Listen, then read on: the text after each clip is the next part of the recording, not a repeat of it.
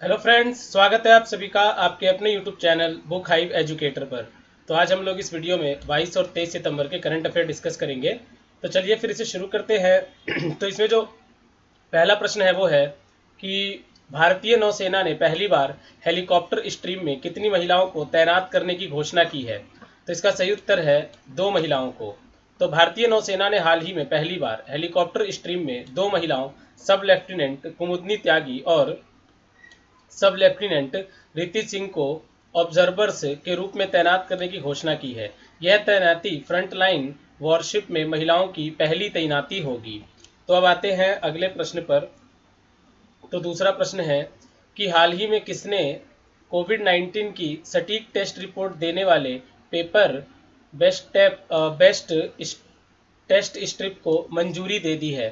तो इसका सही उत्तर है C, drug regulator drugs controller general of India. तो drug regulator drugs controller general of India ने हाल ही में कोविड-19 की सटीक टेस्ट रिपोर्ट देने वाले पेपर बेस्ट टेस्ट स्ट्रिप को मंजूरी दे दी है, जिसे council of scientific and industrial research और टाटा ग्रुप की रिसर्च टीम ने डेवलप किया है। तो अब आते हैं तीसरे प्रश्न पर। तो अगला प्रश्न है कि वर्चुअली हुए 72वें एमी अवार्ड में अकाउंट आउटस्टैंडिंग सीरीज का अवार्ड किसे दिया गया है। तो इसका जो सही उत्तर है वो है ए सेक्शन। तो इसके एक्सप्लेनेशन की बात की जाए तो हाल ही में वर्चुअली हुए 72वें एमी अवार्ड्स को जिमी किमेल ने लॉस एंजलिस के स्टेपल्स सेंटर से इसे होस्ट किया। इस अवार्ड में आउटस्टैंडिंग सीरीज का अवार्ड सक्सेशन ड्रामा सीरीज को दिया गया, जबकि आउटस्टैंडिंग लीड एक्टर का अवार्ड जेरेमी स्ट्रॉन्ग और आउटस्टैंडिंग लीड एक्ट्रेस का अवार्ड यूफोरिया के लिए जेंडिया को दिया गया। तो चौथा प्रश्न है कि एचसीएल टेक्नोलॉजी ने ऑस्ट्रेलियन आईटी फर्म DWS को कितने करोड़ रुपए में खरीद लिया है। तो इसका सही उत्तर है 845 करोड़ रुपए। तो एचसीएल टेक्नोलॉजी ने ऑस्ट्रेलियन आईटी फर्म DWF को 845 करोड़ रुपए में खरीद लिया है। इस डील से अब एचसीएल टेक्नोलॉजी ऑस्ट्रेलियन और न्यूजीलैंड बाजार में डिजिटल सेवाओं को ऑफर कर सकेगी। इस समय एचसीएल टेक के पास कुल 1600 कर्मचारी ऑस्ट्रेलिया में हैं। तो अब बात करते हैं पांचवें प्रश्न की। पांचवा प्रश्न है कि निम्न में से किस बॉलीवुड एक्टर ने प्रवासी मजदूरों, जरूरतमंदों, बेरोजगारों के लिए अपना स्कॉलरशिप ऐप स्कॉलिफाई लॉन्च किया है। तो इसका सही उत्तर है सी, सोनू सूद। तो बॉलीवुड एक्टर सोनू सूद ने प्रवासी मजदूरों, जरूरतमंदों, बेरोजगारों के लिए अपना स्कॉलरशिप ऐप स्कॉली स्कॉलाइफ लॉन्च किया है। इस ऐप से यूजर्स स्कॉलरशिप जीत सकते हैं। साथ ही ऐप में 100 से ज़्यादा और करोड़ों रुपए की वेरीफाइड स्कॉलरशिप है। जबकि पिछले हफ्ते ही सोनू अपनी मां सरोज के नाम पर गरीब बच्चों के लिए स्कॉलरशिप की घोषणा भी कर चुके हैं। तो अब आते हैं छठे प्रश्न पर। छठा प्रश्न है कि अमेरिका की एक अदालत ने चीन के किस ऐप पर बैन लगाने वाले एग्जीक्यूटिव ऑर्डर पर अस्थायी रोक लगा दी है। तो इसका सही उत्तर है वी चैट। तो अमेरिका की एक अदालत ने चीन के वी चैट ऐप पर बैन लगाने वाले एग्जीक्यूटिव ऑर्डर पर स्थायी रोक लगा दी है। ट्रंप प्रशासन ने राष्ट्रीय सुरक्षा को लेकर वी चैट पर बैन के लिए एग्जीक्यूटिव ऑर्डर जारी किया था। यह बैन 20 सितंबर से लागू होना था। तो अब आते हैं सातवें प्रश्न पर। सातवां प्रश्न है कि इनमें से किस मंत्रालय ने देखो अपना देश वेबिनार श्रृंखला के तहत promoting destination with authenticated cuisine webinar का आयोजन किया है।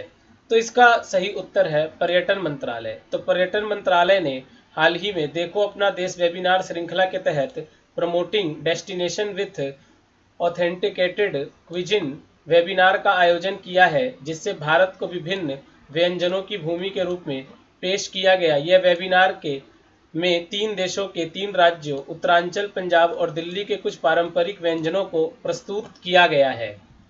तो अब आते हैं आठवें प्रश्न पर। आठवां प्रश्न है कि 22 सितंबर को विश्व भर में कौन सा दिवस मनाया जाता है। तो इसका सही उत्तर है विश्व गुलाब दिवस। तो 22 सितंबर को विश्व भर में विश्व गुलाब दिवस यानी वर्ल्ड रोज डे मनाया जाता है। यह दिवस हर वर्ष कनाडा के एक 12 वर्षीय व्यक्ति की याद में मनाया जाता है, जिसे कैंसर का पता चला था। उसने अपने अंतिम समय में कैंसर के रोगियों के लिए कई कविताएं, पत्र और लेख लिखे थे।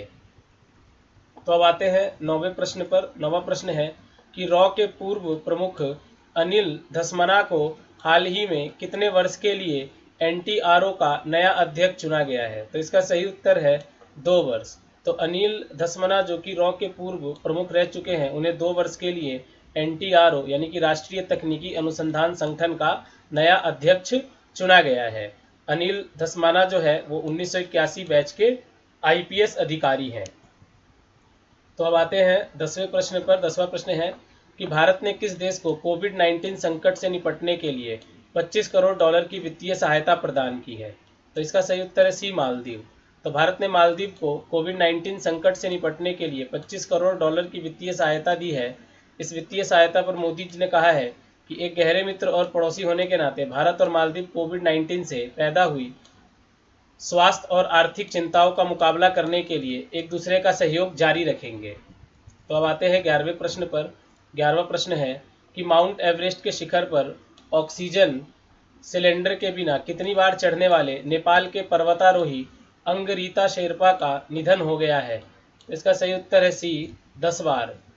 तो माउंट एवरेस्ट के शिखर पर ऑक्सीजन सिलेंडर के बिना 10 बार चढ़ने वाले नेपाल के पर्वतारोही अंगरीता शेरपा का 72 साल की उम्र में निधन हो गया है।